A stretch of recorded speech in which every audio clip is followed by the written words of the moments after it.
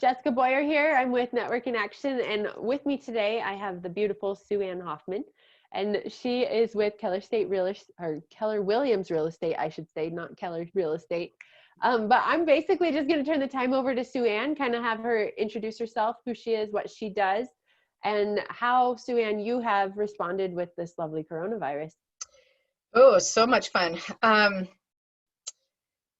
think COVID has changed so many things at the way we have perspectives of so many things, but I'll just speak to real estate.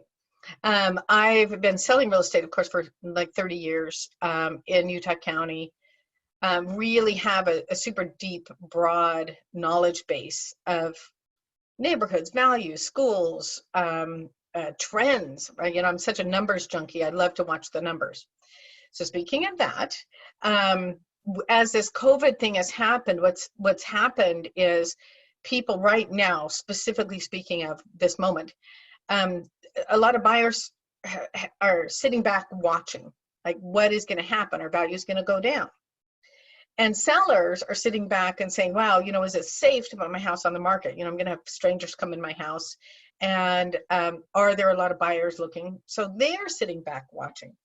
So interestingly, there is a activity, but the activity that has slowed down, ironically, has very much trended the same between buyers and sellers. So proportionally speaking, if you look at what's happening, it's sort of the same proportionally speaking, right? We have low inventory and we have buyers. Right? So buyers are having sort of a hard time finding homes because we have low inventory. Sellers, this has been trending for 3 years this way. And sellers, in theory, it's a seller's market. So they have some leeway there in terms of, what do we want to ask for homes and things like that. So they're sort of trending the same. I mean, not much has changed. I do believe that once we start turning the corner, we're going to have a lot of inventory. Interest rates are fantastic, very low. So from a buyer's perspective, it's a great time to buy. It's just about finding the house. That's the hardest thing for buyers right now. Yeah, I've noticed that for sure, with just like some personal friends who are searching for homes. Everything you said, I have heard. Yep. So what are some tips as an expert in your field that you could give potential buyers, potential sellers? Well, sellers, and this is what I'm telling my clients, is list your house. I've created what I'm calling my COVID trays, where people have, the option, they can come in, they can use masks, they have gloves, sanitizer, everything available to them. We're really not doing a lot of open houses. We're thinking about getting back into that. But from a seller perspective, inventory is really low. It's a great time to put your house on the market. From a buyer's perspective, they just got to keep trucking along and looking for the homes. That's the problem, is inventory. I feel like when this turns a corner, we're going to have a bit of a flood of inventory, which will help buyers and hurt sellers. But I feel like that's going to be maybe a 3-month-long trend. Maybe. I mean, it's going to be a little flash in the pan. So buyers that are currently looking to try and catch that window where there's more inventory, it's going to be hard for them. But if they prepare and just keep looking, they'll be able to find a house. And we are going to turn the corner on inventory. Do you think that's in the near future or farther out? I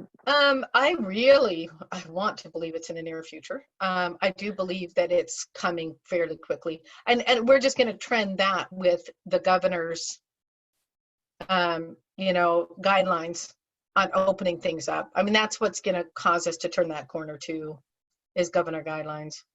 Sure, that totally makes sense. I know, I'm with you. I'm like, if this could be over sooner than later, that would be wonderful. Yeah, everybody wants it to be done. It's just, we just need to get back to, our productive lives. So Yes. Health and weather permitting, please, oh please. Yes, I agree. Is there anything that's been on your mind that you think would be wise to share or prudent to share at this time?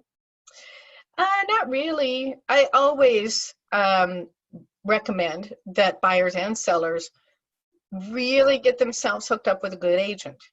And that sounds super self-serving, and it's suppose it is, but so many mistakes can be avoided and opportunities capitalized on, if you will, with someone who really gets what's happening and how to make it happen.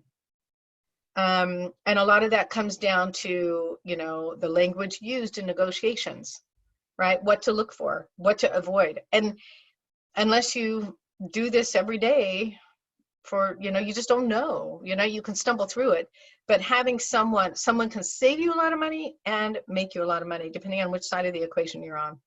And it's true. And like I say, don't have to use me, but get with someone very good, that has experience, that really knows.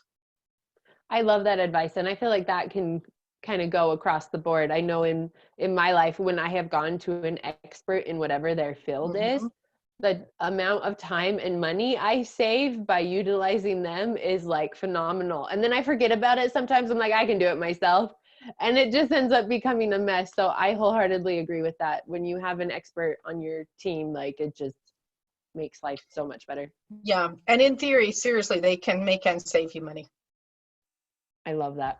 Well, SuAnne, thank you so much for your time today. This is wonderful information that I think is going to help a lot of people. Thank you. And happy COVID, and we'll all get through this together. Happy COVID. I love that.